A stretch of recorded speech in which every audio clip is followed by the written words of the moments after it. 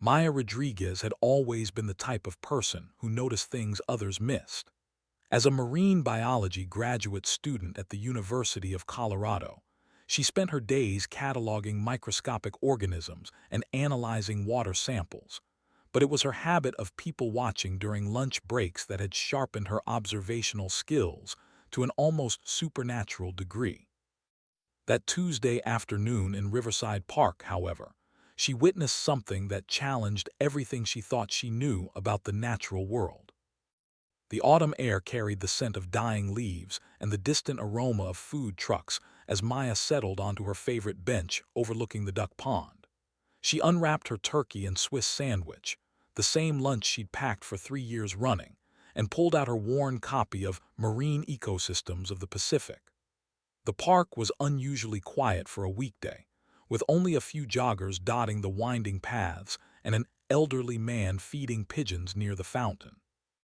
It was then that she heard it, a sound like a kitten's mew, but somehow more musical, almost like wind chimes caught in a gentle breeze. Maya looked around, expecting to see a lost cat or perhaps a child's forgotten toy, but the sound seemed to be coming from the cluster of bushes behind her bench. She set down her sandwich and approached cautiously, parting the low-hanging branches of a willow tree. What she found defied every scientific principle she'd ever learned. Nestled among the fallen leaves was a creature no larger than a house cat, with iridescent scales that shifted from deep emerald to sapphire blue in the dappled sunlight. Its wings were translucent, like a dragonfly's but proportionally larger, and they fluttered weakly as it tried to lift its head. Most remarkably, small wisps of steam rose from its nostrils with each labored breath. Maya's first instinct was to run, to dismiss what she was seeing as a hallucination brought on by too many late nights in the lab. But the creature's distressed chirping tugged at something deeper than her scientific skepticism. It was clearly injured, with what appeared to be a shallow gash along its left flank, and despite its otherworldly appearance, Maya recognized the universal language of pain and fear. She knelt down slowly, speaking in the same gentle tone she used with skittish lab animals. "Hey there, little one. What happened to you?" The creature's large, amber eyes fixed on her face, and Maya could swear she saw intelligence there, an awareness that went beyond simple animal instinct. When she reached out tentatively, the creature didn't shy away. Instead, it nuzzled against her palm, its scales surprisingly warm to the touch. Maya's mind raced through possibilities. This had to be some kind of unknown species, perhaps a genetic anomaly or an undocumented mutation. The scientific implications were staggering, but her immediate concern was the creature's welfare. She noticed it was trembling, whether from cold, fear, or weakness, she couldn't tell. "You're hungry, aren't you?" Maya returned to her bench and broke off a small piece of her sandwich, offering it to the creature. It sniffed delicately, then began to eat with surprising grace, holding the bread in tiny, claw-tipped hands that looked almost human in their dexterity. As it ate, its trembling subsided, and the wisps of steam from its nostrils became more regular, less labored. Maya found herself completely absorbed in watching this impossible creature. She offered it sips of water from her bottle cap, which it accepted gratefully, and gradually, the gash on its side seemed to be healing before her eyes. The edges of the wound drew together, leaving only a faint line that might have been mistaken for a natural scale pattern. "That's not normal," Maya whispered to herself, then almost laughed at the absurdity of applying the word normal to any part of this situation. She was so focused on the creature that she didn't notice the figure approaching from across the park until a shadow fell across the bench. "Fascinating specimen, isn't it?" The voice was cultured, with a slight accent that Maya couldn't place. She looked up to see a tall, elegant woman in her 50s, with silver-streaked hair pulled back in a perfect chignon, and wearing a tailored coat that probably cost more than Maya's monthly rent. The woman's eyes were fixed not on Maya, but on the small creature, which had suddenly gone very still. "I'm sorry, what?" Maya tried to position herself between the woman and the creature, though she wasn't sure why she felt so protective of something she'd only just discovered. "The Draconis juvenis," the woman said, as if the Latin name should mean something to Maya. Though I suspect you've been calling it something far less scientific. She smiled, but there was something predatory in the expression that made Maya's skin crawl. I don't know what you're talking about, Maya said, though her voice lacked conviction. The creature had now completely hidden itself in the folds of her jacket, and she could feel its tiny heart beating rapidly against her ribs. The woman laughed, a sound like crystal breaking. Dr. Rodriguez, isn't it? Maya Rodriguez, third-year graduate student in marine biology, research assistant to Dr. Hendricks, currently working on her thesis regarding the impact of microplastics on coastal ecosystems. She paused, enjoying Maya's shocked expression. Yes, we know quite a lot about you. We, Maya's mouth had gone dry. Who's we? People who have been watching you for some time, Dr. Rodriguez. People who are very interested in your unique ability to connect with unusual creatures. The woman took a step closer, and Maya noticed that her fingers were adorned with rings that seemed to shimmer with their own inner light. That little dragon has been missing for 3 days. Its parents are quite concerned. Dragon? Maya felt like she was falling down a rabbit hole. Dragons don't exist. This is obviously some kind of unknown species, probably a genetic mutation or… Dr. Rodriguez, the woman interrupted gently. What you know about the natural world is barely a fraction of what actually exists. That creature you're protecting is indeed a dragon, specifically a juvenile European forest dragon, and it wandered away from its family during their migration through this area. Maya shook her head, trying to process what she was hearing. This is insane. Dragons are mythological creatures. They don't migrate through Colorado parks. Don't they? The woman gestured around the seemingly empty park. Tell me, Dr. Rodriguez, have you ever wondered why you're always the one who finds injured animals? Why stray cats seek you out? Why the dolphins in Dr. Hendricks' research pool seem to respond to you differently than to other researchers? The question hit uncomfortably close to home. Maya had always had an unusual rapport with animals, something her professors attributed to natural aptitude and patience. But there had been incidents over the years. The time she'd somehow known that the research facility's fire alarm would malfunction before it happened, or the way she'd instinctively known which tide pools would contain the rarest specimens. You're what we call a bridge, the woman continued. Someone who can naturally communicate with beings that exist between the human world and the hidden world. It's a rare gift, and one that makes you very valuable to certain organizations. What kind of organizations? Maya asked, though she wasn't sure she wanted to know the answer. The woman's smile turned calculating. The kind that study and protect creatures like your little friend there. The kind that might offer a brilliant young scientist opportunities far beyond anything the traditional academic world could provide. Maya felt the creature shift in her jacket, and she could swear she heard a tiny voice in her head, wordless but conveying a clear message: danger. She trusted that instinct more than anything the elegant stranger was telling her. I think I need to go, Maya said, standing up and gathering her things. This is all very interesting, but I have class in an hour. Of course, the woman said smoothly.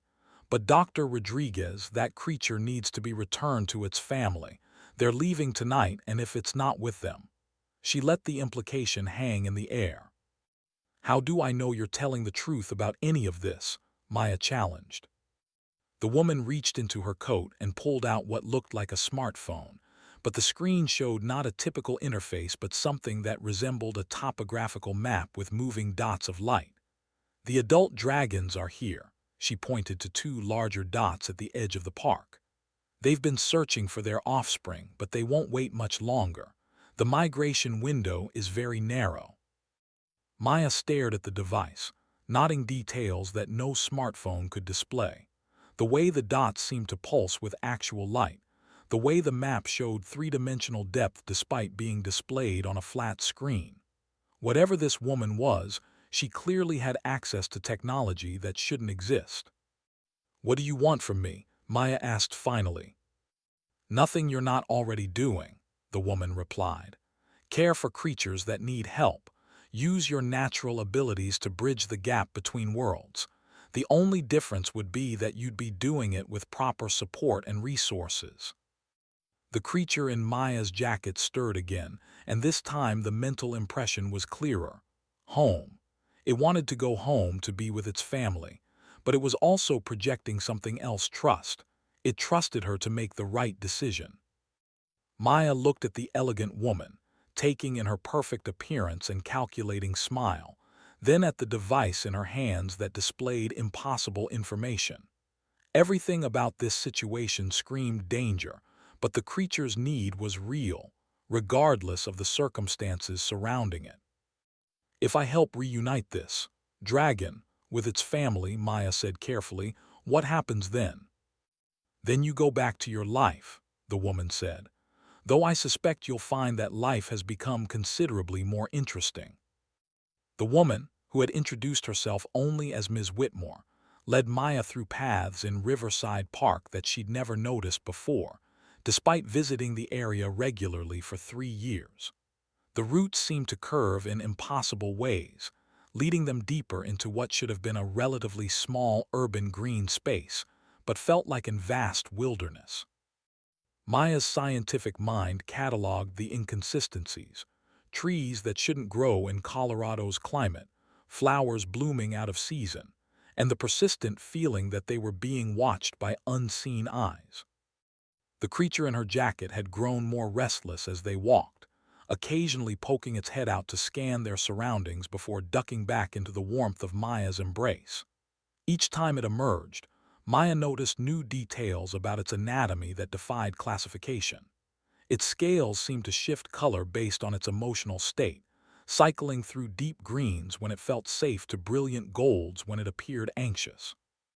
The small horns on its head were actually sensory organs, twitching and adjusting like satellite dishes, tracking signals only it could perceive. You're studying it, Ms. Whitmore observed without turning around. That's exactly what we hoped you'd do. I'm a scientist, Maya replied, trying to keep the defensive edge out of her voice. It's what I do. Most scientists would have run screaming by now, or convinced themselves they were hallucinating. Ms. Whitmore paused beside a grove of aspens whose leaves shimmered with an almost metallic quality. But you accepted the evidence of your senses immediately. That's unusual. Maybe I'm just more open-minded than most. Or maybe you've been unconsciously preparing for this your entire life. Ms. Whitmore touched one of the aspen trees, and Maya could swear the leaves chimed softly in response. Tell me about the first time you knew something was different about you. Maya hesitated. It wasn't a story she'd ever shared with anyone, not even her closest friends. I was 7. My family was visiting my grandmother in Maine, and we were walking along the beach when I heard this sound like singing. I followed it to a tide pool, and there was this seal pup that had been separated from its mother. But it wasn't just making noise. I could understand what it was saying. It was calling for help. What did you do? I convinced my parents to call the Marine Rescue Center. They said later that if we'd found the pup even an hour later, it would have died. Maya adjusted her grip on the creature in her jacket, feeling its tiny claws dig into her shirt. I told myself I'd imagined the whole thing, that I'd just gotten lucky. But there were other incidents. It wasn't a question. Maya nodded reluctantly. In college, I volunteered at an animal shelter. I always seemed to know which dogs were going to get adopted, which cats needed medical attention before they showed symptoms. My supervisor said I had great intuition. And in graduate school, the dolphins in Dr. Hendrick's research pool respond to me differently than to other students. They seem more cooperative, more willing to participate in cognitive tests. Maya paused, remembering something that had happened just last week. There was this one time when the pool's filtration system was about to fail, and I knew it before any of the monitors showed a problem. I couldn't explain how I knew, but I was certain something was wrong. Ms. Whitmore nodded approvingly. Your abilities have been developing naturally, which is remarkable. Most bridges require years of training to achieve the level of sensitivity you display instinctively. They reached a clearing that definitely hadn't existed in the park Maya thought she knew. Ancient-looking stones formed a rough circle around a space where the grass grew in patterns that hurt to look at directly. The air here felt different, charged with an energy that made Maya's skin tingle and her hair stand on end. "This is a crossing," Ms. Whitmore explained. "A place where the barriers between worlds are thin. The dragon family has been waiting here." Maya scanned the clearing but saw nothing unusual. "I don't see any dragons." "Look with more than your eyes, Dr. Rodriguez. You have the ability. You just need to trust it." Maya closed her eyes and extended her senses the way she did when she was trying to locate marine life in murky water. Gradually, she became aware of presences in the clearing, large, warm, and radiating a kind of ancient intelligence that made her breath catch. When she opened her eyes, two magnificent creatures were standing at the far edge of the stone circle. They were easily the size of small horses, with scales that seemed to absorb and reflect light simultaneously. Their wings were folded against their backs, but Maya could see they would span at least 20 feet when fully extended. Most striking were their eyes, large, multifaceted, and filled with an intelligence that was unmistakably sentient. The creature in Maya's jacket chirped excitedly and launched itself from her arms, flying on unsteady wings toward the larger dragons. The reunion was immediate and touching, with the adult dragons nuzzling their offspring and making soft crooning sounds that seemed to resonate in Maya's chest. "They're thanking you," Ms. Whitmore said softly. "They know you cared for their child when it was injured and afraid." Maya felt tears prick her eyes as she watched the family reunion.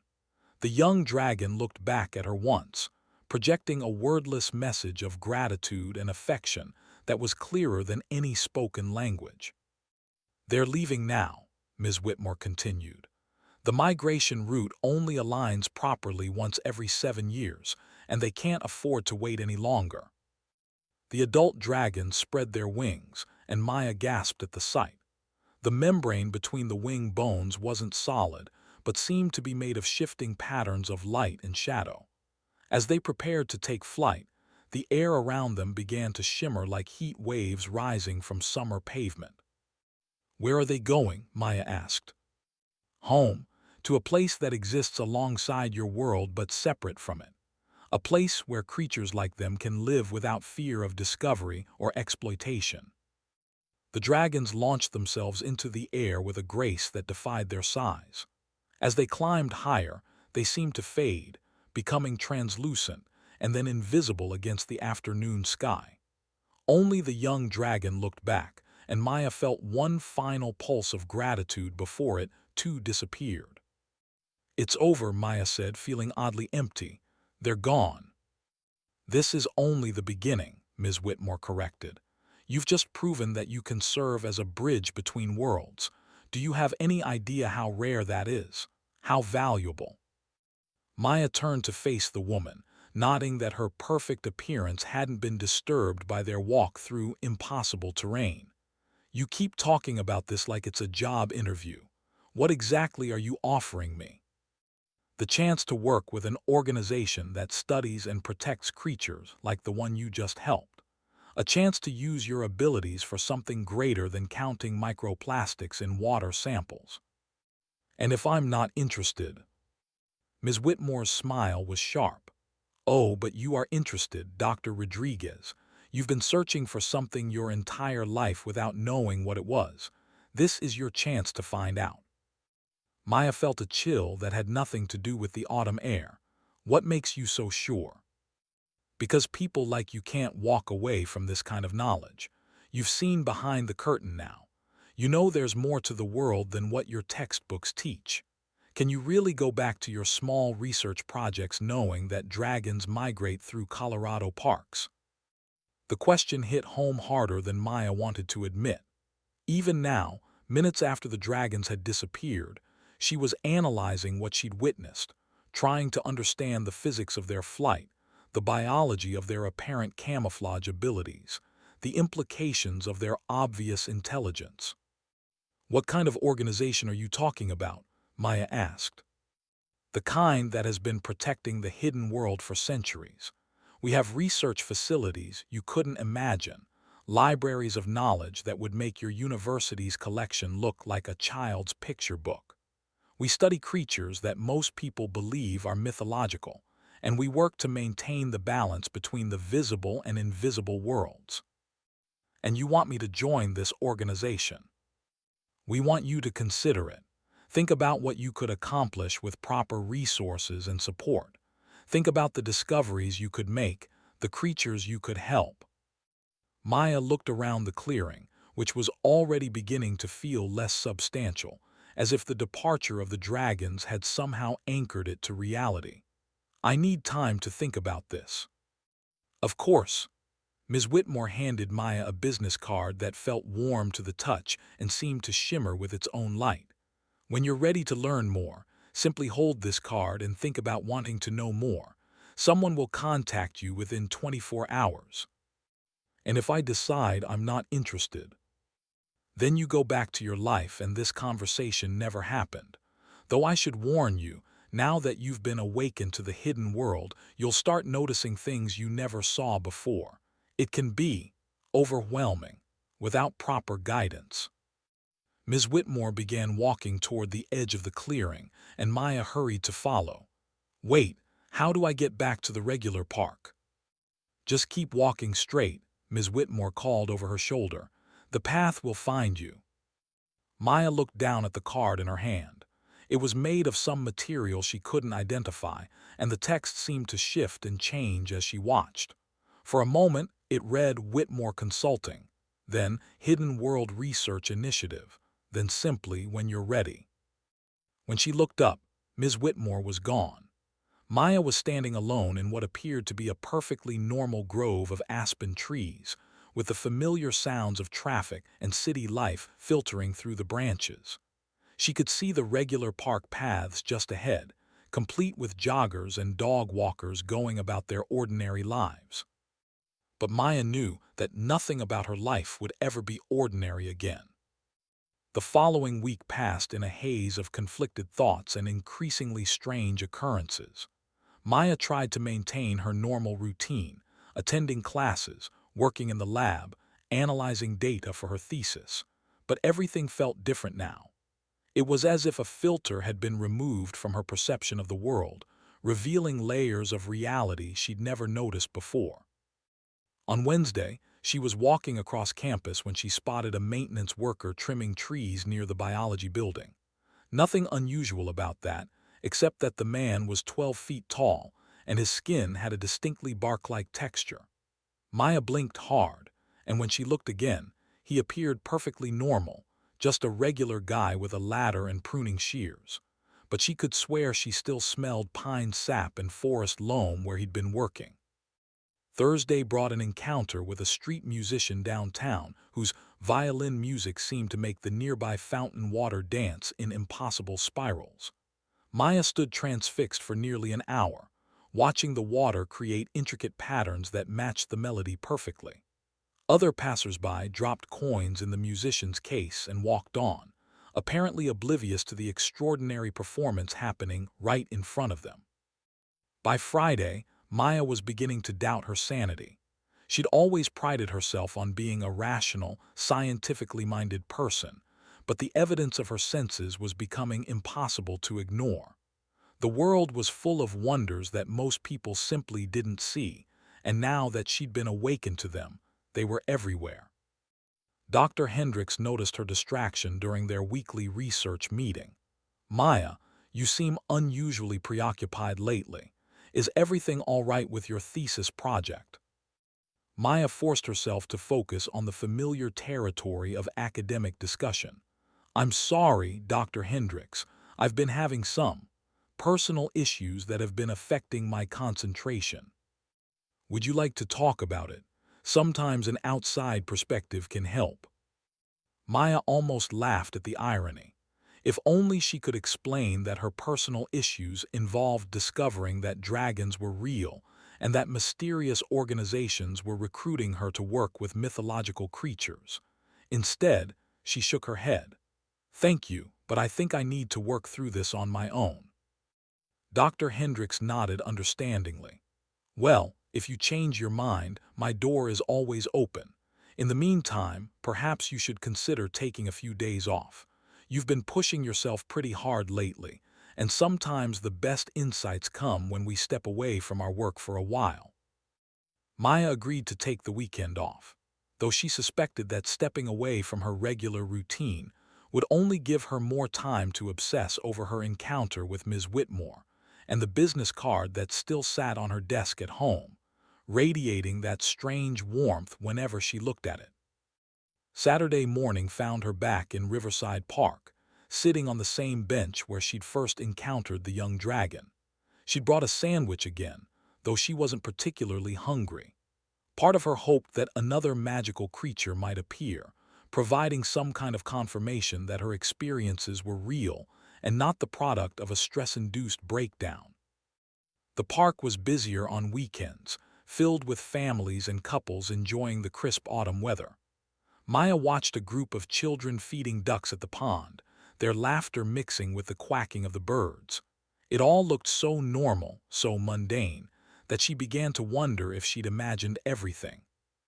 "Second thoughts are natural," a familiar voice said behind her. Maya turned to see Ms. Whitmore approaching, looking just as polished and elegant as she had the week before. Today she was wearing a different coat. This one, a deep burgundy that seemed to shift colors in the sunlight, but her bearing was unmistakably the same. "I was hoping you might be here," Maya said, surprising herself with the admission. "Were you? Or were you hoping I wouldn't be, so you could convince yourself that none of this really happened?" Maya considered the question seriously. "Both, I think." Ms. Whitmore sat down beside her on the bench, and Maya noticed that the other park visitors seemed to unconsciously avoid their area, as if some invisible force was steering them away from their conversation. "You've been seeing things," Ms. Whitmore observed, "things that don't quite fit with your understanding of reality." "How do you know that?" "Because it's what happens to everyone who's been awakened to the hidden world without proper preparation. Your sensitivity is increasing rapidly, which is both a gift and a burden. Without training, you'll continue to see more and more until the constant flood of stimuli becomes overwhelming." Maya thought about the maintenance worker with bark-textured skin, the musical fountain, and the dozen other strange sightings she'd experienced over the past week. "Is that why you're here? To train me?" "Partly, but also to offer you a choice. You can learn to control your abilities, to filter what you see and when you see it. Or you can let them run wild until you can no longer distinguish between the hidden world and the ordinary one." "What happens if I can't tell the difference?" Ms. Whitmore's expression grew serious. "Most people in that situation end up in psychiatric facilities, convinced they're hallucinating. They're not, of course, but try explaining that to medical professionals who don't know about the hidden world." The threat was subtle but unmistakable. Maya felt a flash of anger. "Are you trying to scare me into cooperating with you?" "I'm trying to help you understand the stakes. Your abilities are growing stronger whether you want them to or not. The question is whether you'll learn to manage them or let them destroy your life." Maya stood up and began packing in front of the bench. "This is crazy.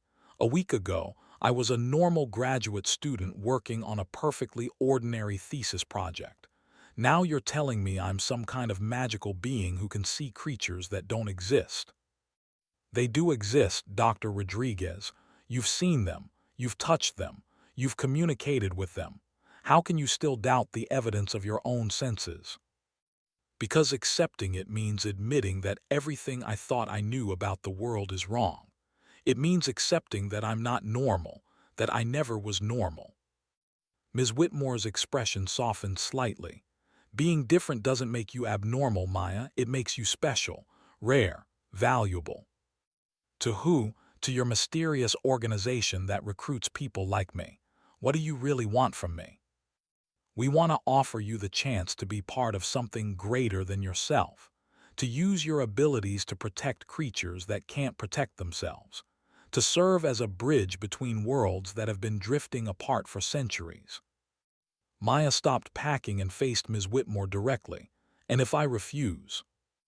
Then you go back to your life, and we'll provide you with basic training to help you manage your abilities. You'll learn to shield yourself from unwanted perceptions, to control when and what you see. It won't be as comprehensive as what we could offer if you joined us, but it will be enough to keep you functional. You make it sound like a generous offer. It is. Most organizations in our field would simply recruit you whether you wanted to join or not. Your abilities are too valuable to leave untrained and unmonitored. Maya felt a chill at the implication. Are you threatening me? I'm offering you a choice that others in your situation don't get, but I need an answer soon. Every day you remain untrained, your abilities grow stronger and more chaotic. Eventually, you'll reach a point where basic shielding techniques won't be enough. Maya pulled out the business card Ms. Whitmore had given her, nodding that today it simply read choices in elegant script. What exactly would I be signing up for? What does your organization actually do? We study, protect, and occasionally relocate creatures from the hidden world. We investigate incidents where the two worlds intersect. We train people like you to serve as intermediaries when communication is necessary. We maintain the barriers that keep both worlds safe from each other. It sounds like a lot of responsibility. It is, but it's also incredibly rewarding. Imagine working with creatures whose existence expands the boundaries of science itself. Imagine having access to knowledge that could revolutionize our understanding of biology, physics, even consciousness itself. Maya found herself genuinely tempted. The scientist in her was fascinated by the possibilities, while the part of her that had always felt slightly out of step with the world around her was drawn to the idea of finding a place where her differences were valued rather than merely tolerated. What would happen to my current life, my thesis, my career plans? You'd complete your degree, of course. In fact, we'd provide you with research opportunities that would make your thesis groundbreaking. As for your career, I think you'll find that working with us offers far more potential for advancement than traditional academia. Maya looked around the park, noting that even in the middle of the day, shadows seemed deeper here than they should be. She was beginning to recognize the signs of the hidden world's influence, the way reality seemed more flexible, more open to possibility. I need more information before I can make a decision, she said finally. Ms. Whitmore smiled, and for the first time it seemed genuinely warm rather than calculating. Of course you do. You wouldn't be the right person for this work if you made impulsive decisions based on limited information. She reached into her coat and pulled out what looked like a tablet, though Maya could see that its surface showed depth and movement that no normal screen could display. This contains detailed information about our organization, our mission, and what your role would be if you chose to join us. Study it carefully, and when you're ready to learn more, use the contact information provided. Maya accepted the device, nodding that it was surprisingly light and warm to the touch. The screen showed what appeared to be a table of contents, with sections on hidden world biology, theoretical framework for interdimensional communication, and case studies in bridge-mediated conflict resolution. How long do I have to decide? Maya asked. Take the time you need, but remember that your abilities won't wait for your decision. We can provide basic training to help you cope with the immediate effects, but comprehensive development of your skills will require a commitment to the work. Maya nodded, clutching the tablet against her chest. What happens if I read this and decide I'm not cut out for this kind of work? Then you return the tablet, and we provide you with shielding techniques that will allow you to live a relatively normal life. Your abilities will remain dormant unless you choose to develop them further. And you'll just let me walk away. Ms. Whitmore's expression grew serious again. Dr. Rodriguez, we're not the only organization that knows about the hidden world. Some groups would be far less respectful of your autonomy. If you choose not to work with us, we'll at least ensure that you're protected from less scrupulous recruiters. The implication sent another chill through Maya. How many other organizations are there? Enough that you should be grateful you encountered us first. Study the information I've given you, Maya. Learn what you can about the choice you're facing. And remember, whatever you decide, your life has already changed. The only question now is whether you'll shape that change or let it shape you. Part 4. Maya spent the next 3 days immersed in the tablet Ms. Whitmore had given her, and what she read challenged every assumption she'd ever held about reality. The device itself was a marvel of technology that shouldn't exist. Its screen responded to her thoughts as much as her touch, displaying information in whatever format would be most comprehensible to her scientific background.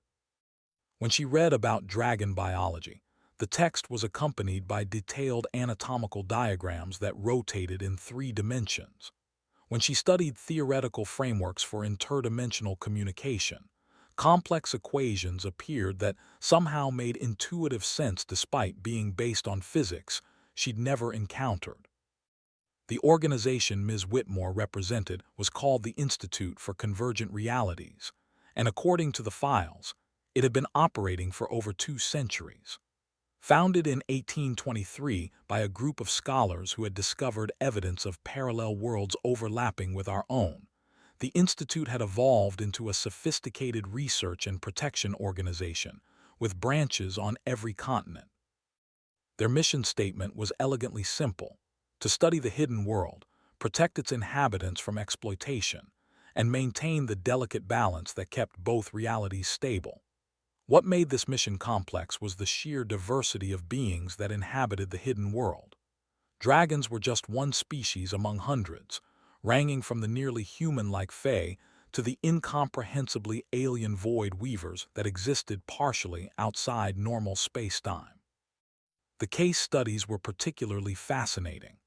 Maya read about a bridge named Marcus Chen who had prevented a war between territorial forest spirits and a logging company by negotiating a compromise that preserved the ancient trees while allowing sustainable harvesting in designated areas. Another case involved Dr. Sarah Martinez, who had worked with a pod of sea serpents to clean up an oil spill that conventional methods couldn't address, using the creature's natural ability to break down hydrocarbons. Each case demonstrated the crucial role bridges played in preventing conflicts between worlds. Without trained intermediaries, misunderstandings could escalate quickly into situations that threatened both hidden world creatures and unsuspecting humans. Maya found herself particularly drawn to the scientific research sections. The Institute had made discoveries that would revolutionize human understanding of biology, physics, and consciousness, if they could ever be made public. Their studies of dragon flight had led to breakthroughs in anti-gravity technology. Research into Fae magic had revealed new insights into quantum mechanics and the nature of reality itself. But perhaps most intriguingly, the Institute had discovered that bridges weren't random mutations or freaks of nature. They were part of an ancient genetic line that had evolved specifically to facilitate communication between worlds. The ability was hereditary, though it often skipped generations and required specific environmental triggers to manifest.